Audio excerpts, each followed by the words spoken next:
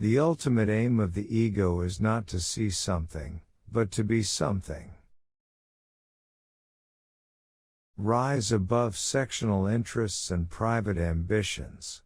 Pass from matter to spirit. Matter is diversity, spirit is light, life in unity. Nations are born in the hearts of poets, they prosper and die in the hands of politicians. People who have no hold over their process of thinking are likely to be ruined by liberty of thought. If thought is immature, liberty of thought becomes a method of converting men into animals. The wing of the falcon brings to the king, the wing if the crow brings him to the cemetery. Words, without power, is mere philosophy. Vision without power does bring moral elevation but cannot give a lasting culture.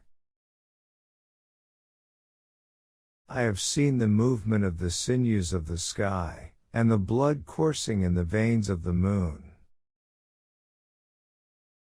Man is primarily governed by passion and instinct.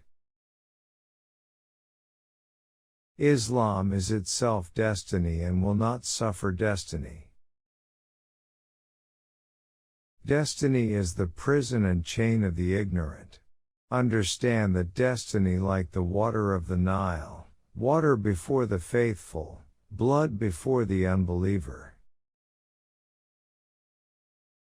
If faith is lost, there is no security and there is no life for him who does not adhere to religion. But inner experience is only one source of human knowledge. When truth has no burning, then it is philosophy. When it gets burning from the heart, it becomes poetry. Be not entangled in this world of days and nights, thou hast another time and space as well. I lead no party, I follow no leader.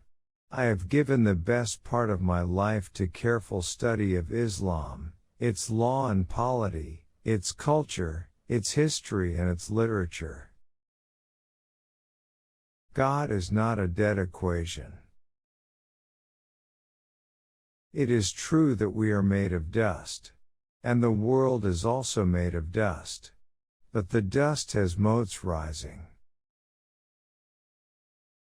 The thought of a limit to perceptual space and time staggers the mind.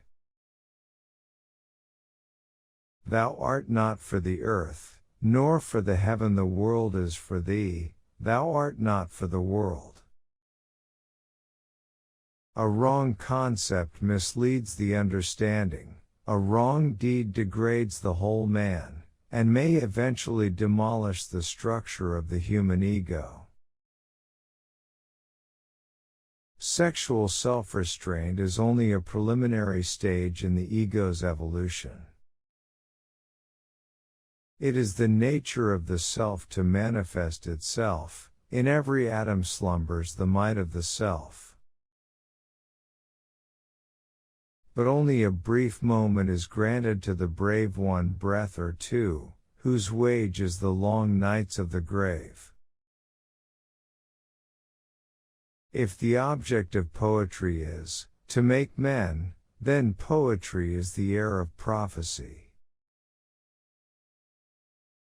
Inductive reason, which alone makes man master of his environment, is an achievement, and when once born it must be reinforced by inhibiting the growth of other modes of knowledge.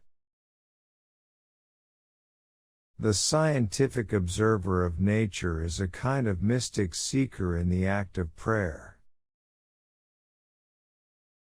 The possibility of a scientific treatment of history means a wider experience, a greater maturity of practical reason, and finally a fuller realization of certain basic ideas regarding the nature of life and time. The soul is neither inside nor outside the body, neither proximate to nor separate from it. Ends and purposes, whether they exist as conscious or subconscious tendencies, form the wrap and woof of our conscious experience.